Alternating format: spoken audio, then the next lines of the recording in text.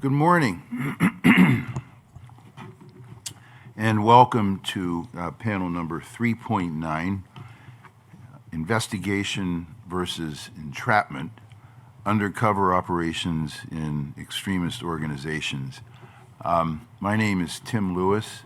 I'm honored to serve as a member of the executive committee of this summit, and I'm also honored to have the opportunity to introduce the panel that will present on this topic this morning. I am asked to remind you that questions can be submitted using the QR code, which is on either side of the room. Your moderator this morning is Judge Ann Williams. Judge Williams, someone I've known for many years, is a former assistant United States attorney in the Northern District of Illinois, Chicago, a former federal district court judge in the same district, and a former judge on the United States Court of Appeals for the Seventh Circuit. Judge Williams is joined this morning by Heidi Beirich, who is the co-founder of the Global Project Against Hate and Extremism. Ms. Beirich also serves on the advisory board of the Network for Hate Studies at the University of Ontario Institute of Technology and is a former Intelligence Project Director of the Southern Poverty Law Center's Intelligence Project, which publishes the award-winning Intelligence Report and the Hate Watch blog. Judge Williams is also joined by Mubin Sheikh. Mubin Sheikh's extraordinary journey has led him from a supporter of jihadi culture to, after the attack of 9/11, a re-examination of his understanding of his faith and of himself, which in turn has led to his extremely consequential classified undercover work investigating extremist groups and his consultation with United States, United Kingdom, and other national security agencies. So we are honored to hear from this panel this morning. The focus is on some of the special considerations that arise in undercover operations involving violent extremism. Judge Williams. Thank you, Judge Lewis, for that kind introduction. And actually, it's such an honor to be here with Heidi and Mubin, both experts in this area. And I wanted, Judge Lewis mentioned, Mubin, you were and held extremist views. If you could share with us sort of the journey of how that arose and then what flipped you to the other side. We could begin there. Okay. Good morning, everyone. Thanks for coming out. I know it's very early. Part of my throat. We were hooting and hollering last night. My journey, basically, I'm born and raised in Toronto, Canada. I went to Quran school in the evening. I went to public school by daytime. There was a very clear contradiction between the two. Culture pulling me one way, society pulling me another way. This started to lay the foundation for an identity crisis that would hit me later on in my life. I'm going to go over it quickly. It's a funny, stupid story for me, but I had a house party. I got caught by my uncle. I resolved that I have to get religious. I went to India and Pakistan, met the Taliban by accident, became enamored by them, became a supporter, kept that up until the 9/11 attacks, which made me reconsider my commitment to the cause. I then moved to Syria and lived in Syria for 2 years studying Arabic and Islamic studies, where I came to understand that extremist interpretation is a deviant one. I returned back to Canada, where I was recruited by the Canadian Security Intelligence Service to work undercover in both online platforms as well as human networks. And that experience that you had, I think, really prepared you for that undercover work. Yeah, absolutely. The community, or if you will, the target community, Was already in that community. When I left to Syria, they all thought that I was escalating. They didn't know that I had a change of heart. So when I came back and the intelligence service had now recruited me, it was very easy for me to go back into those networks and infiltrate them. And Heidi, this undercover work, I mean, your experience is broad. Could you just share with us what the Global Center does, what you did at Southern Poverty Law Center, and how this sort of investigation versus entrapment became something that you studied? Yeah, sure. And thank you. And thanks to everybody who is here this morning so early. Colleague and I founded the Global Project Against Hate and Extremism because of the increasing transnational nature of white supremacist movements. In a way, they've patterned themselves on how Islamic extremist movements had worked for a long time, right across multiple borders and many countries. And for those who saw the panel yesterday about the agent who went undercover in the base, that is an example of a transnational, the head's in Russia. They've got people in the United States and multiple countries. And this new organization we founded is to put a highlight on those kinds of organizations, which are involved in an incredible amount of terrorism, basically, and violence in the United States and around the world. Besides the base, you have groups like Atomwaffen, which is semi-defunct now, but they are networks whose sole purpose is to commit mass violence.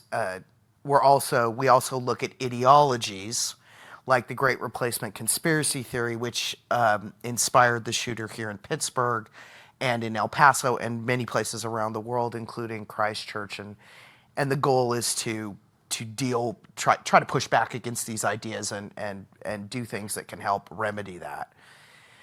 For years, I ran the intelligence project at the Southern Poverty Law Center, where we also had to get detailed information about these networks.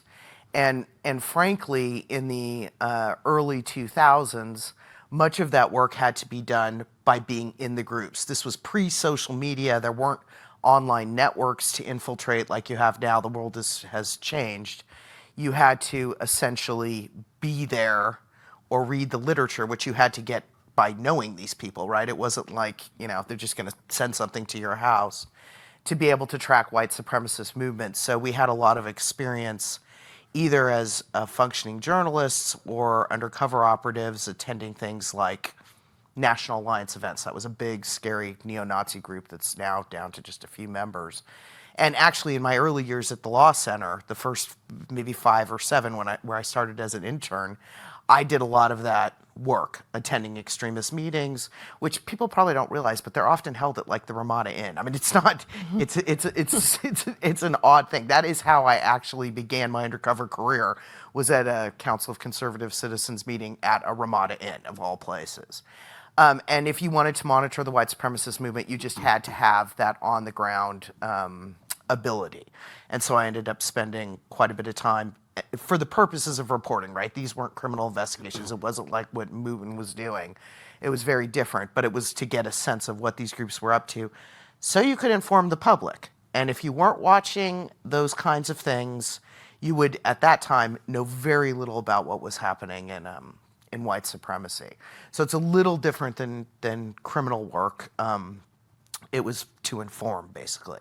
And, we still have journalists who do this all the time. As was mentioned yesterday about the base, the Canadian military guy who was identified by a journalist in Winnipeg.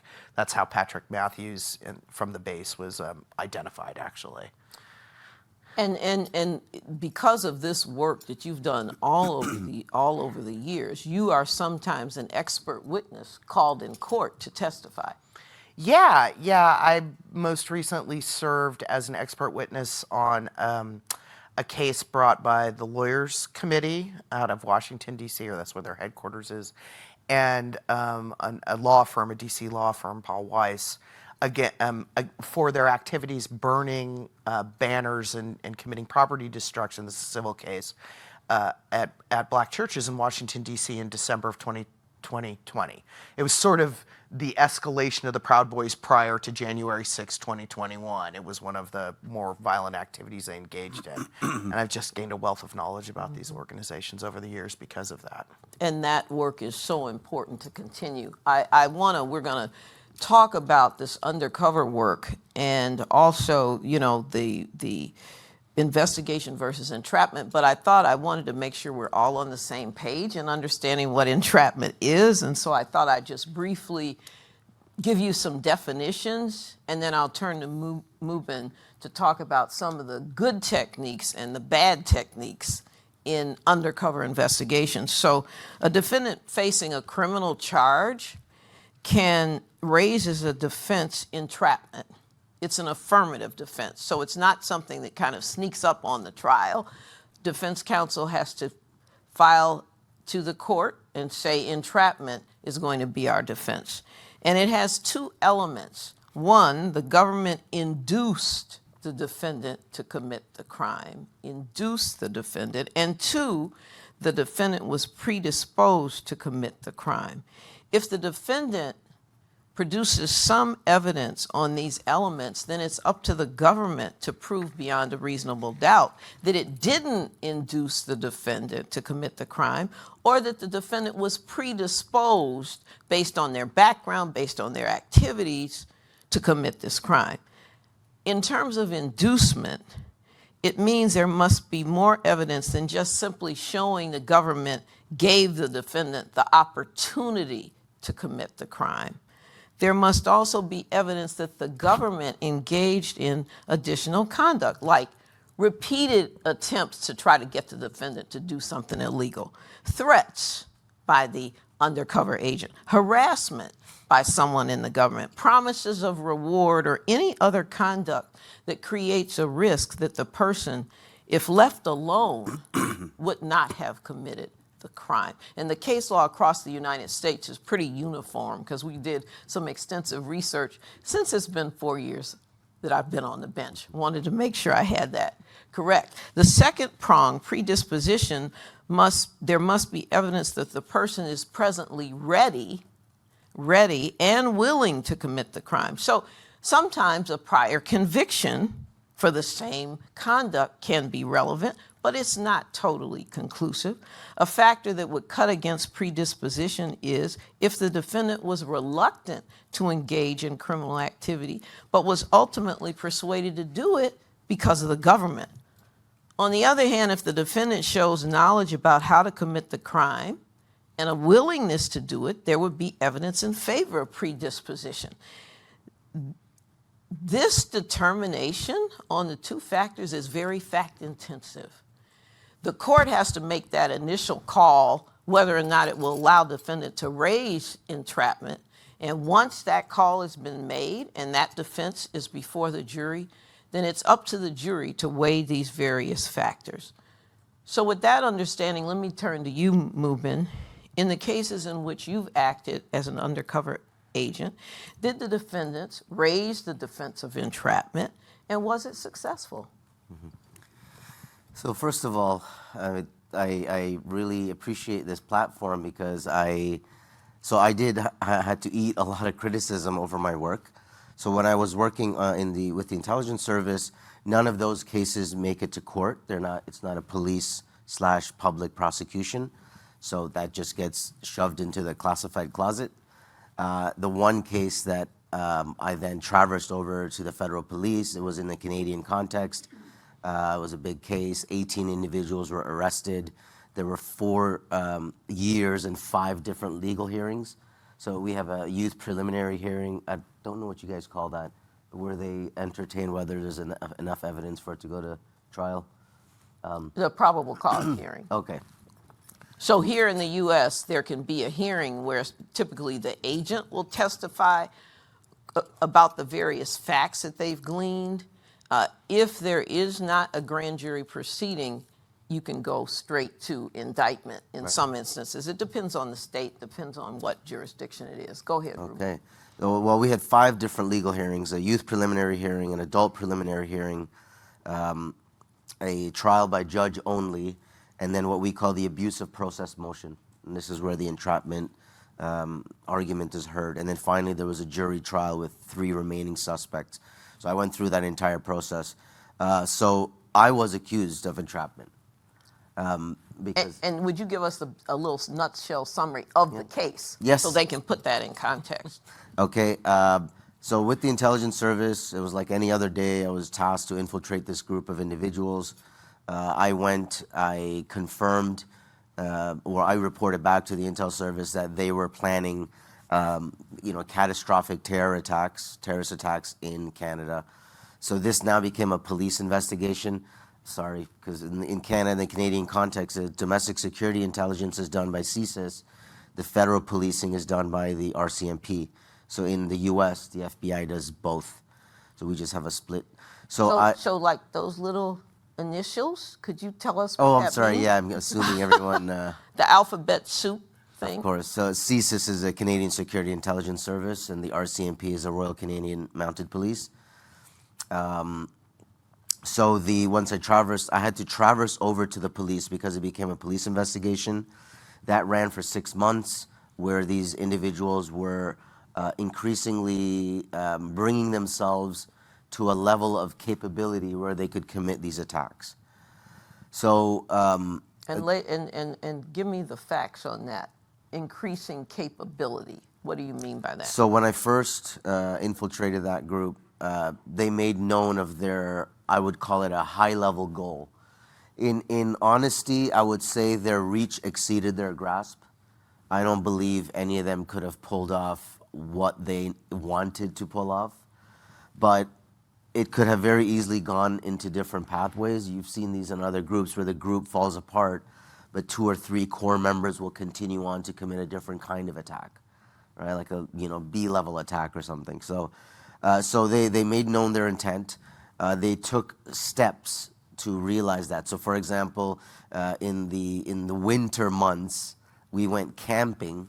So it was a training camp that we had out in the woods. I spent my wedding anniversary out there actually that time. We were in the woods basically playing, I said GI Jihadi in the woods with paintball guns and whatever. And so, people were like dismissive of it because, oh, it's just paintball guns. It's just a bunch of good old Muslim boys out in the woods playing paintball. And the use of paintball guns as opposed to, real firearms. There was a whole thing. Like for example, I think it was like the 4th day in, one of the guys calls me up, one of the targets, and says, Mubin, I need you to come see me right away. And so I went to meet him. We were at a donut shop, and he's like, look, I want to go shopping for guns tomorrow. Is that all right? Because he knew that I had a gun license. So I said, yeah, sure. And then he says, okay, good. That was a test because some people were saying you might be a spy. So what does an undercover do in these sorts of cases? Examples. Another one, and let me illustrate these because they were really... So the guy had been taking hunting classes with a lady who had a store in which he had identified a .22 caliber long rifle that he wanted to purchase. So he was taking the course with this lady to get his hunting license so that he could purchase a firearm. But I already have a firearm license. So we then went to the store, and he gave me the cash, and he says, I want you to buy me that rifle. And I also want to buy 1,000 rounds of associated ammunition. So here's the undercover who is literally buying the gun for the target. Not good optics. So we had to then come up with a story that, oh, the police came to my house and asked me about the gun, and I'm a little nervous, so I sold it. We sold it. It was basically the police taking it back. So he wanted to keep both of the items. I was like, look, it's my license. At least let me keep the rifle because we knew that he didn't have a firearm that could take that ammunition. So fine, he can sit with 1,000 rounds of .22 caliber ammunition, but where would he gonna put it inside? So I had that rifle. Then we had to, we did a trade-off where, the police took the rifle, and then I had to give the money back to him. When we got up to the training camp, the guy, one of the targets, he had a sock of bullets for a 9mm pistol, high point Glock. we were driving on the way to the campground, and we saw a gun store. They said, "Hey, let's stop in here." They wanted me to buy more, so we did. We bought more ammunition, didn't buy more firearms because as the undercover, I need to keep control of the one firearm that's there. If I introduce one or more other firearms, that the undercover is the one that bought all the guns. The undercover is the one that did all the training. So this is how the excuses went. So of course I had to be conscious of that and avoided those kinds of situations. So those were the kinds of steps they were taking to get the level of capability. We looked at a safe house, purchasing a safe house. We drove 10 hours trying to find this, in an obscure place. Then eventually what happened is the group split, and a core group of individuals went on to develop a bomb plot. So one of the guys was taking a college course in fire systems technician so that he could learn how to make a circuit, and he tested a telephone activated detonation device. And he had a video of it, and that was all him. I didn't help him on any of that stuff. And so eventually they would seek out the purchase of 3 tons of ammonium nitrate. So of course, because of Oklahoma City bombing, there's very strict regulations when it comes to that. These guys were, some of them were not this, brightest bulbs in the box. One does not simply order 3 tons of ammonium nitrate. It was, of course, kitty litter, but there was a controlled delivery, and in a sting operation, they were eventually arrested. So that's how it played out. And so, as you said, you had to be wary all the time of the entrapment defense and the possibility that it could be raised. And you were working with Muslim organizations. I want to turn, Heidi, to some of the organizations you've analyzed and what the result of raising this kind of defense has meant, the difference between when it's Muslim defendants and it's white supremacy defendants.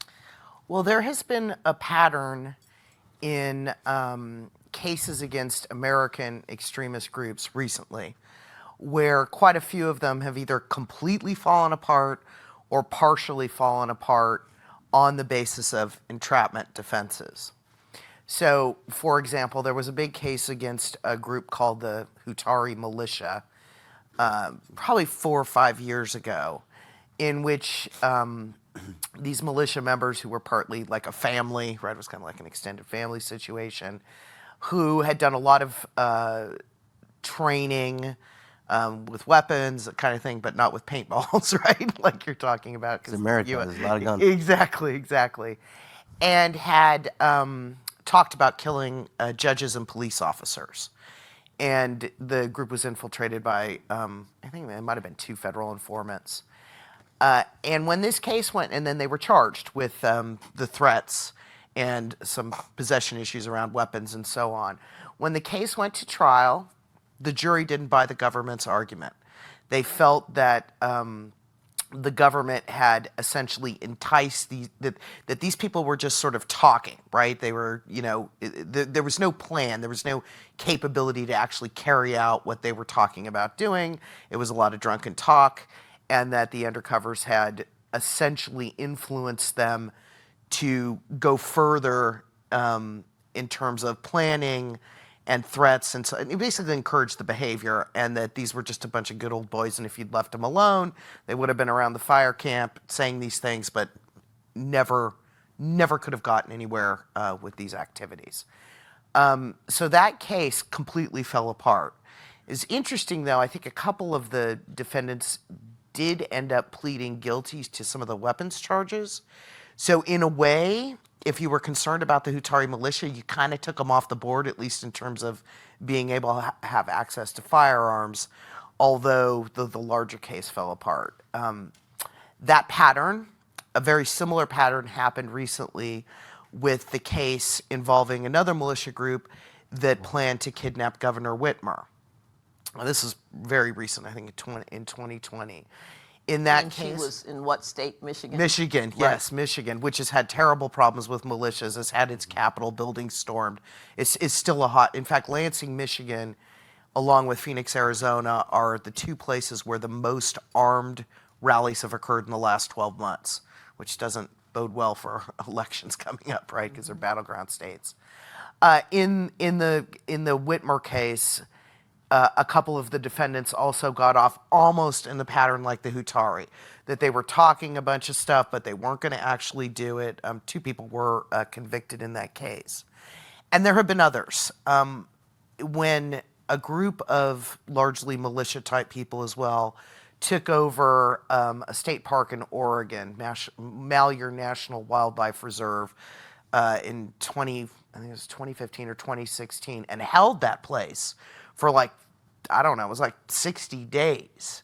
You would think this is an obvious case where you can't go in and take over a government building, throw the government employees out, have armed patrols around this thing, and be there encamped for forever, right?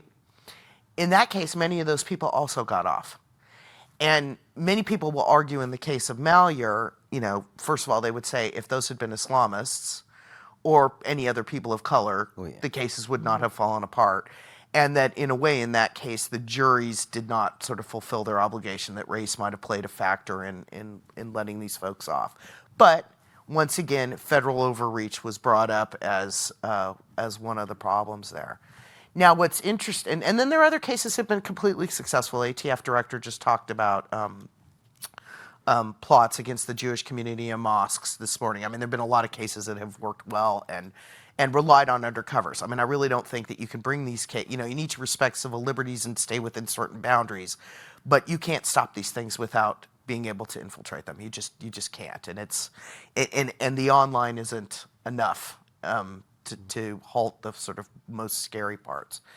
But there have been a lot of criticism in the United States when it comes to cases against Islamic extremists, especially in the early, in the years after 9/11, that those were egregious entrapment cases where undercover officials had basically told the guy what to do, sold him the weapon, and those cases did not tend to fall apart. So there have been criticisms about the way undercover systems work and whatnot, and that for some reason, white defendants end up walking and brown defendants don't. So it's been a big issue in sort of civil liberty discussions about these cases. And in terms of putting the cases together, in most instances, were the undercover agents wired?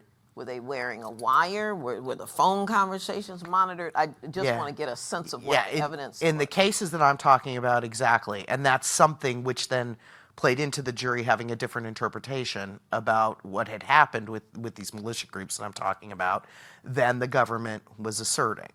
And, there's some talk from people that, these juries also had more sympathy with these white defendants than they would have with somebody else. And that may have played a role, not just in the Malheur cases, but in the Hutari case, and there have been some others. And Mubin, I could hear you nodding over here. So you want to comment to her comment? I think it's interesting because it raises another issue of bias within communities. So that's the angle I'm going to try this at. So what I found is, and my position has been, I say often, the mere presence of an undercover does not equal entrapment. Just because there's an undercover in there doesn't mean he made them do it. And in the Muslim community, I saw particularly a level of denial, really. They didn't want to believe that there were these extremists. It was a post-9/11 environment. The Muslim community felt under siege already. There were, useless spying programs like the New York Police Department spying program, which was a wide net surveillance, a wide net spying. It was so ridiculous. It was cartoonish to me. I'm so glad you bring that up because that's the frame in which these other cases where people will say these people are entrapped and still got caught up in the net came in the wake of situations like that were later deemed illegal, essentially. I mean, just ridiculous criteria for how they were going to search out people. So in this time, community feels under siege. And so any wrongdoing that is highlighted in that minority community is taken by the community as reinforcing the siege. So they didn't want to believe it. They didn't want to think about this. Let's think about the white communities in the exact same way. They don't want to be highlighting wrongdoing. No, we're not Nazis. We're not white supremacists. No, none of that. So I think there's a bias, and this really it's just group psychology, in-group, out-group behaviors. So when the member of our community does something bad, it's viewed in one way, but if the member or a member of an out-group community does the same thing, it's considered so much worse, right? So there are these biases even from community perspectives of like what in fact, entails entrapment. So the main thing is just that, like Heidi was saying, that without these undercover operations, you just cannot stop these groups. Covert criminality, you can only stop by covert collection. And when you were working, and then in terms of good techniques for undercover, the use of the wire, were you wired? How did that work? I was wired, yes. So there's a body pack that usually undercovers will have. There could be communication devices that they may be wearing.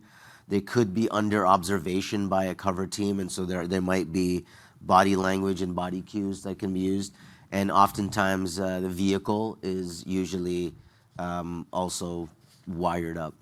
And then can you share with us sort of the supervision of an undercover agent and the strategy, how it's organized so that you can make sure you're not making mistakes, or at least the likelihood of you making mistakes that would feed into an entrapment defense? Yeah, it's I was lucky because I had very good handlers who told me very clearly that. So number one, the best I think piece of advice to tell undercovers is just mirror the behavior. Like Scott Payne was saying from yesterday, wonderful gentleman. We were out till the wee hours last night. Wonderful. But point is that we mirror the behavior. We do not go beyond their behavior. So I actually experienced this where in the police investigation, there was a meeting with the targets. I was not invited to that particular meeting, and so the handlers felt that, well, maybe I don't have as much of an in to the group that we thought. So somebody suggested escalate your rhetoric.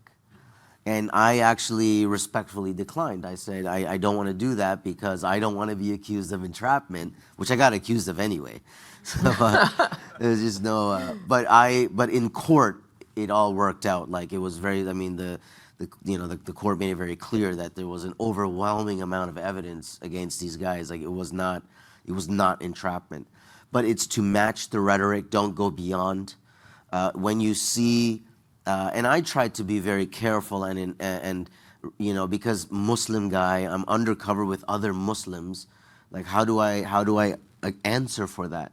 Not just internally, but spiritually. I mean, but for me, it was what these guys were planning was so horrific that, of course, as a Muslim, I have to, because in the Quran there's a verse, O you who believe, if you stand for justice, stand even against the rich, the poor, your parents, even yourselves. And amazingly, the verse even says, and when you are called to give your testimony truthfully, and if you don't or you deviate from it, then God is aware of what you do. So this verse, chapter 4, verse 135, became my life for those years. So matching the rhetoric, being thoughtful about, am I doing this wrong? Should I have given them a chance? Should I have given them hints that something is going on? The answer is no. The undercover is not supposed to be doing that. We don't intervene in some those things. We have to let things play out. One example is there was a guy who, there was one guy that I invited. So the attendees who went to the camp, they were already invited before I was tasked to infiltrate the group. The group had already selected the location and the site of the camp before I was involved. So clearly I couldn't have set anything up. But there was one guy that I did ask, invite to the camp. And he declined. He says, I'm not into that stuff. So very clearly, this guy was not into it, and we left it. But those others, we gave them chances, but they didn't take them. So in terms of then your supervision, so you've explained how you operated, what was in your head as you move forward. So close contact with your supervisors, writing reports? Yes, right. At the end of every day, go to a safe house, type out all the notes, contemporary notes, sign off on it, spin back up the next morning. And so Heidi, you want to comment on, how it sort of a good investigation, knowing or anticipating entrapment might be raised, the practices that Mubin followed, are those the best tactics? I mean, the best way to make sure or to help ensure that a verdict will be guilty. Yeah, and I think we heard a lot of this yesterday morning as well, in the discussion about the base. The mirroring is critically important, right? You're not there to inflame or suggest or to propel the behavior of the people that you're surveilling, right? You're there to witness what's happening and be able to describe and document and provide evidence of criminal activity. And the problem is always that like propelling, that pushing, that directing. You don't want to be in that space. And of course, the discussion that you gave earlier about the gun situation, these are the tricky things where an undercover is, you're not in a position, first of all, you're making a decision on the fly, and you're not in a position to necessarily pull back from something as it's occurring because you're going to expose yourself and that puts you in danger. But you got to walk these incredibly fine lines to not look like you're, like in that case, like you're out there buying weapons for this group, and so allowing them to, commit more acts than they could have if it wasn't for the fact that you had the firearms license. But you also have to be so careful that you aren't exposed, right, and don't expose yourself to danger. So for me in these cases, all of this context, when this goes to court about why things happened the way they did, has to be very well explained to the jurors, so that they understand it. Sometimes push comes to shove, and you have to do things that maybe you don't exactly want to do, but you're very concerned about the criminal activity that's going to impact a lot of people, or violence, whatever the case might be. So these are fine lines, and it's a complicated process, and it's not something that you can sort of lay out ahead of time. And actually, Mubin's point about the documentation is super, super important. It also, I'm sure in your case, every time you're writing up these reports, it's then framing the way you're going to continue your activities, right, undercover, because it's like each step of the way. And, I think the feeling is on some of those entrapment cases that I was mentioning after 9/11, that really the undercover agents were setting these people up. Like they were real egregious. And it got better over time. And, the context was the United States was, post 9/11 and terrified and afraid of another attack and so on. But still, there are rules to the road on all these things. And so, Mubin, in terms of those rules to the road, the kind of direction you were given at the outset of the investigation was important, and continuing throughout. You touched on something, and so did you, Heidi, this having to make judgments on the spot and this issue of your safety. And you mentioned one other thing. Did you hear him say at the beginning he missed a wedding anniversary? Because he was, so I want to just spend some time on your head and the psychology behind being an undercover agent, how it affects you personally, and how you're able to do that dual road and maintain your sanity. Yeah, good anecdote for this is when I first started, and I couldn't even tell my wife. And it was one day, and nighttime, we put the kids to bed. It's time to go to sleep. Beep, beep, beep. I have to go. I couldn't tell her. I'm like, honey, I can't tell you where I'm going. Just trust me. Of course, she gave me the eye and the eyebrow, and was like, just trust me. I'm leaving at 10:30 at night after I put the kids down. Okay. And it was funny. It's sort of like almost like the movies, but I was getting paid in cash envelopes. Okay, envelopes in cash. And finally, when the obviously white agents with badges came and told the wife, look, your husband is actually working for the government, blah, blah, blah. She was like, okay, good. I thought he might have been a drug dealer. So that secrecy, like nobody knew. So there are different elements to it. There's the individual psychology and how it affects you. And I remember this. I was in the mosque. We were in prayer. the brothers are beside me to my right and to my left. And I had this contemplative moment. I said, you know, Ya Allah, like, what am I doing here?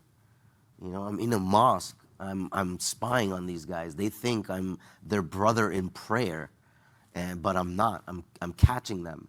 So I just was overwhelmed with the idea that, well, you know, what they're planning is so much worse that this is the right course of action. So I got over that pretty quickly.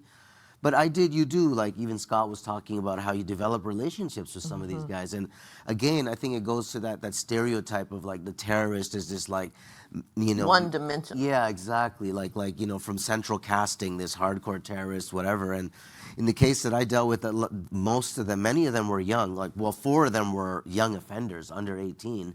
And the vast majority of the rest of them were like up to the mid-20s max.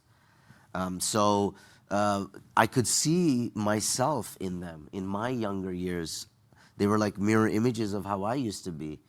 So I felt sorry for them. You know, and one time we were in the car and it's all recorded and there's wires, and the guy, he brings out his infant daughter. And, you know, his infant daughter, and then she comes to me and I'm cooing with her and I'm playing with her feet. And I'm thinking to myself, oh my God, what's gonna happen to this kid? So it was like this, you're anticipating an accident is about to happen, but it's only when you hear the smash, the smell of fuel, the sounds of, you know, that's when it really hits you. So it was that anticipation building up of like what's gonna happen with these guys, their families, and so on. So there's a lot of this internal dialogue and just, you know, trying to make sure that you're doing the right thing for the right reasons. So it does have a huge impact on one's psychology. Not just the maintaining of the identities is, I don't think, really that difficult. It's your morality and how you justify what you're doing and why you're doing it. And do you take those steps so that you can tell yourself, and at the time I was doing all this, I had an idea that I'm gonna end up in court in front of a judge and I'm gonna have to answer for all these things. And so when I did all those things and I had all those conversations, it played out like that in court. And we did this, I explained all this stuff to them, and that is why the investigation did not fall apart, because I went through all those steps. Heidi, you want to comment on that, and also the impact it's had on other undercover agents, because you provided me with some of that. You want to share that with everyone? Yeah, I just was going to say what you just described, which is the kind of psychological torture of befriending people to betray people, versus the difficulty of keeping the identity straight, the legend straight, is exactly the same story I've heard. So when I was at the Southern Poverty Law Center, we did a lot of interviews with people who had been undercover in the movement in various ways. And there were always like 2 stories that came to the forefront. What you just described, the torture over the fact that you kind of become friends with these people, right? You get to know their families, their vulnerabilities. You have to buddy, like part of the process is you're budding up and becoming friends with them. And there are parts of their psychology that aren't heinous, right? You know, it's like really difficult to tease that away while you're doing your work. So I hear that all the time. Not so much about keeping the legend straight. That doesn't, and you'd think that would be the harder part for the little playing bit of, that role, yeah, playing for the role of for the little bit of undercover I did. I agree with you completely. It wasn't the story, my cockamamie story that I had. It was like, my God, I'm sitting here drinking beer with this guy and joking with this guy, and there's his wife and there's his kid, and what's this going to mean? The second thing that most of the people that I talked to about, well, I should say, almost all of them discussed the strain on their marriages. But they also discussed the fear of, not while they're doing the undercover work, but the fear of running into those people outside while they're with their families. Oh, it happened. Yeah. Did it happen to you? happened One to of the me. guys I talked to was at a Home Depot with his wife and kids, and he was supposed to have, he was not supposed to have a wife and kids. And just this crazy scene of trying to get, and his wife didn't know what all was going on. He was a cop.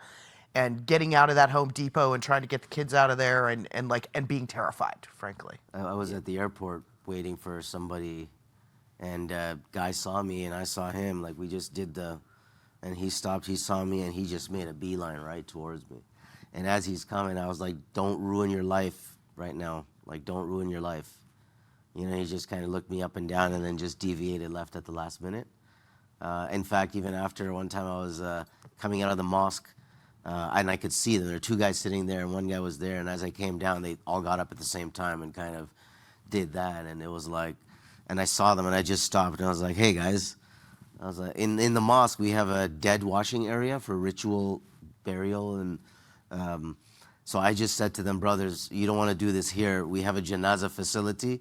We could wash you up and wrap you up and bury you within 24 hours." So they kind of left me alone. So there have been some close things, and I'm pretty sure it's gonna happen at some point. I've had to change my behaviors, and even to this day, there are still people. And then my case became internationally known. So then I was getting like British extremists who were like, "You're an apostate. You're this. You're that," and American sympathizers who are like, "Oh, you're Mubin Sheikh. You're that bad guy."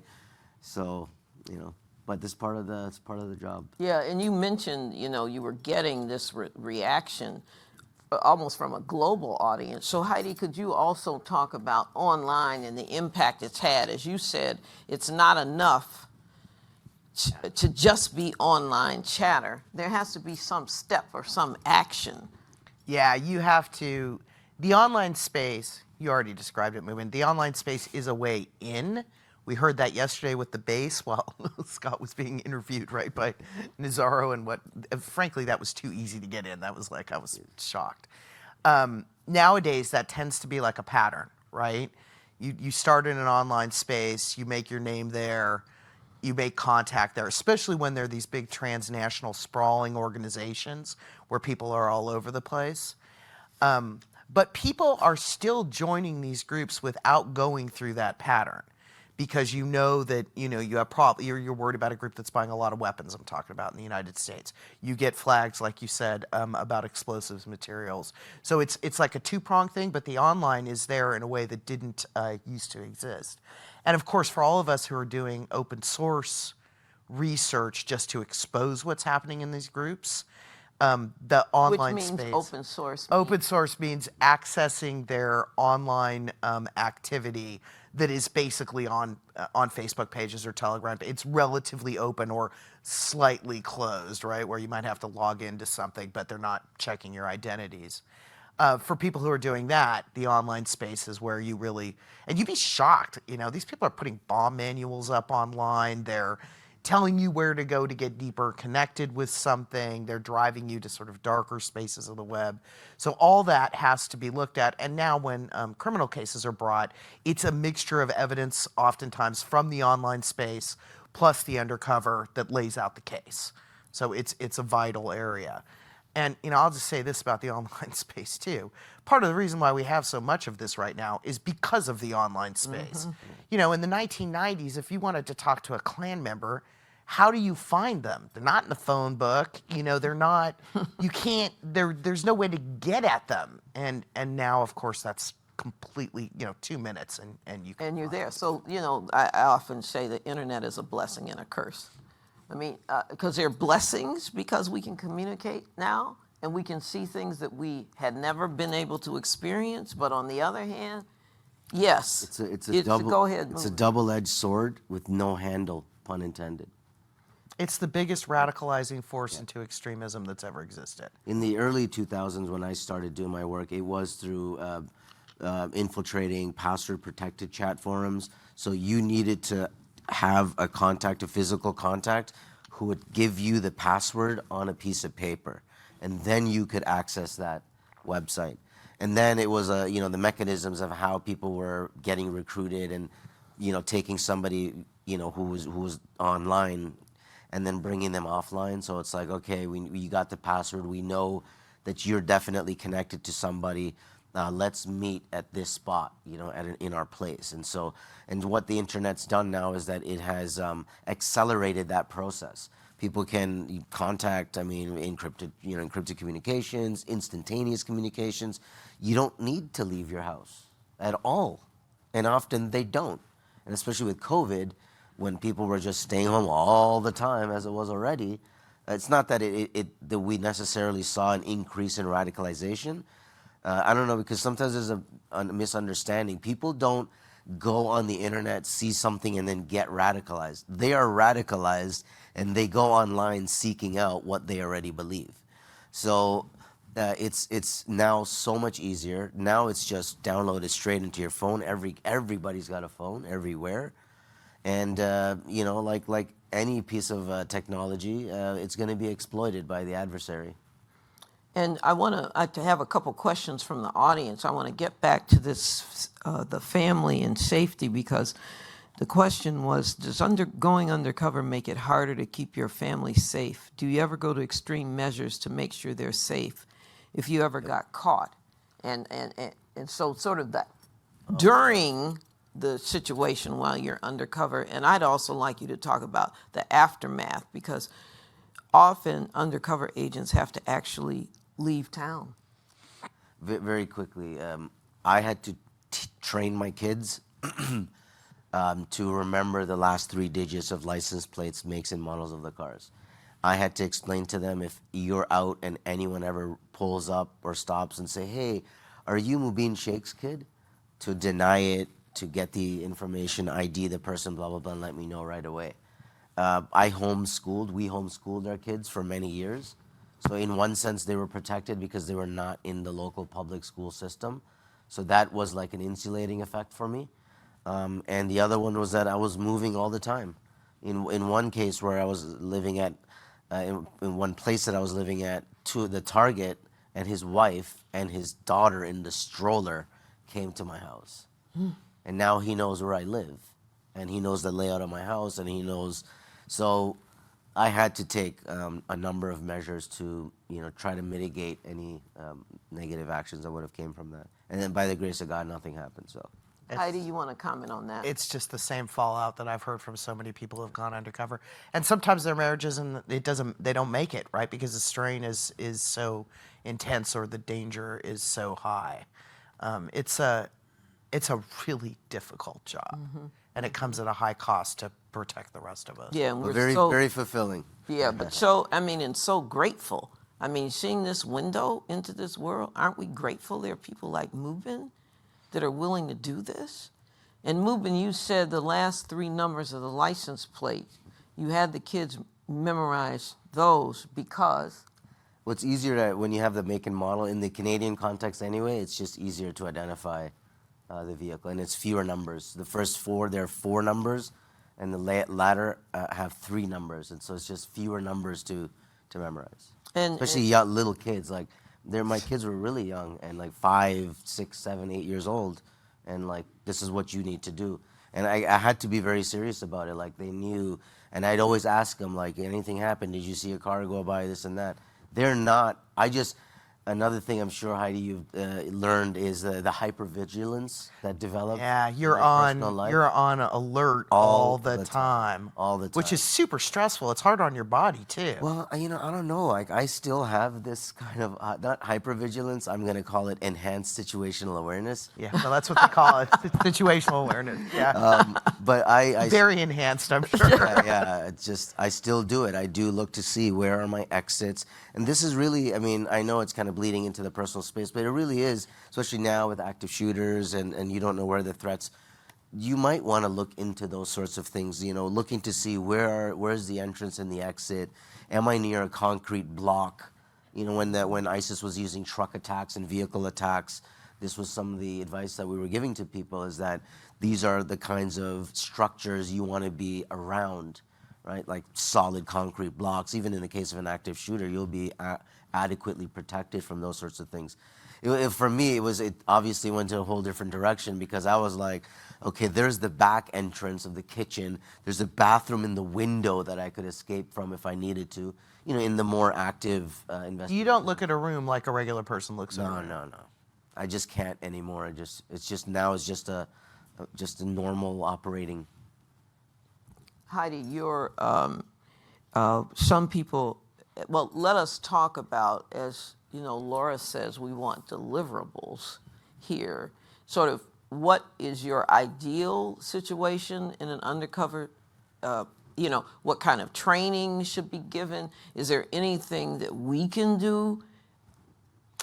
You know, I think there's some good work that could be done looking at the difference between the cases in the early 2000s and the ones recently. An academic friend of mine, Pete Simi, I don't think he's here, is writing actually a book on the Hutari case and what happened there, which I think is going to have some considerably good reflections on these issues. And I actually think the feds who are involved in the Whitmer case, that this is pretty top of mind right now, where the line is and how juries are seeing this.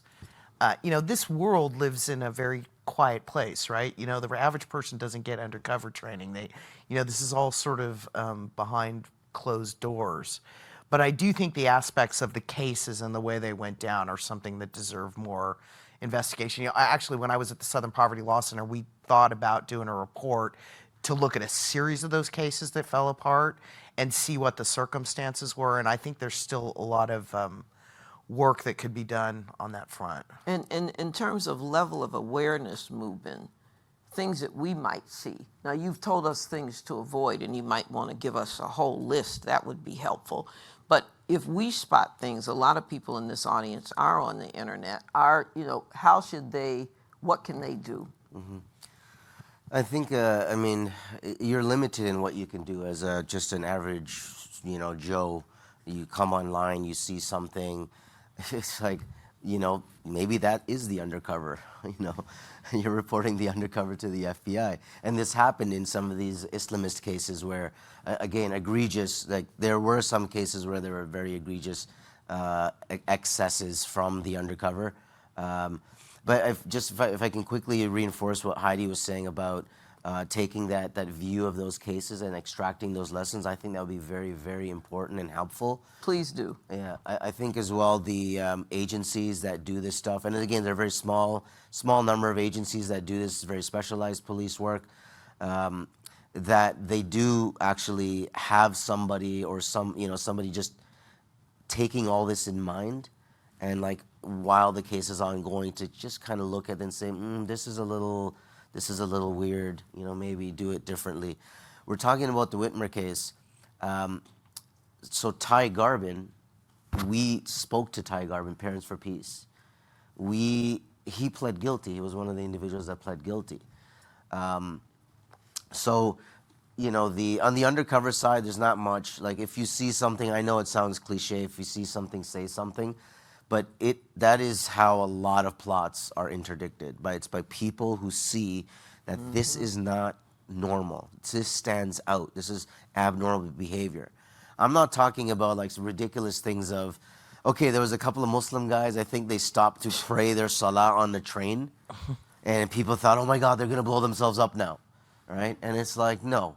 Or ridiculous things like, I hear like, sometimes Muslims will, American Muslims, and like they'll come into them and they'll ask, how many times a day do you pray?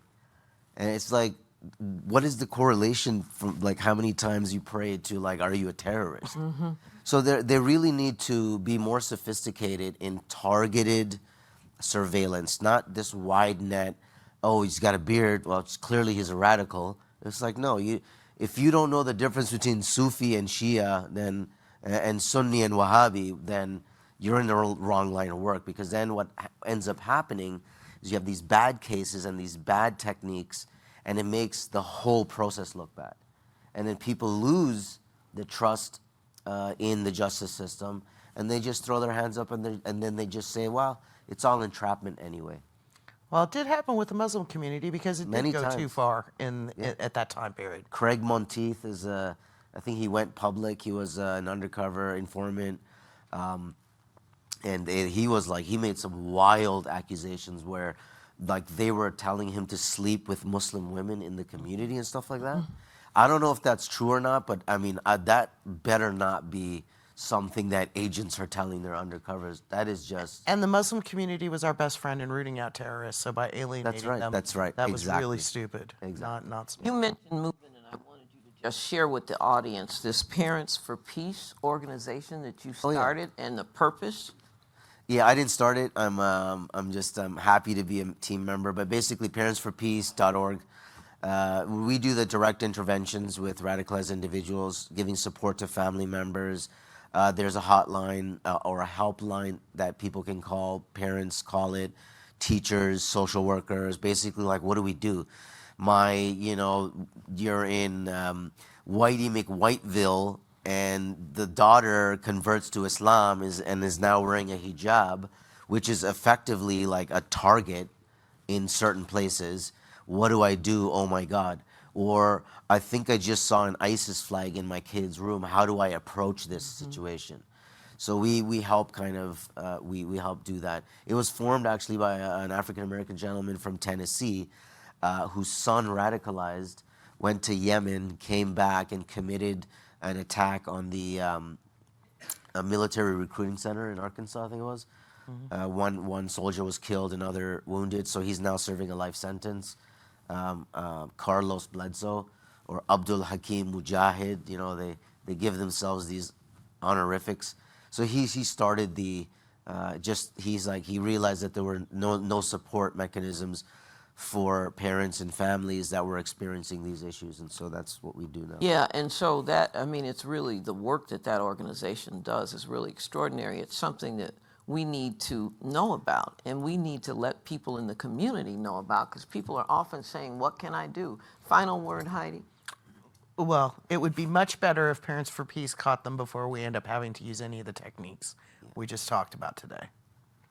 So with that, I think we will, because I'm seeing 000, this is a conversation that could go on for some time, but you can see at the beginning, I said how fortunate we were to have these two extraordinary people doing the work that they're doing every day, step by step, trying to advance the ball to help eradicate hate. So can we give them a huge round of applause?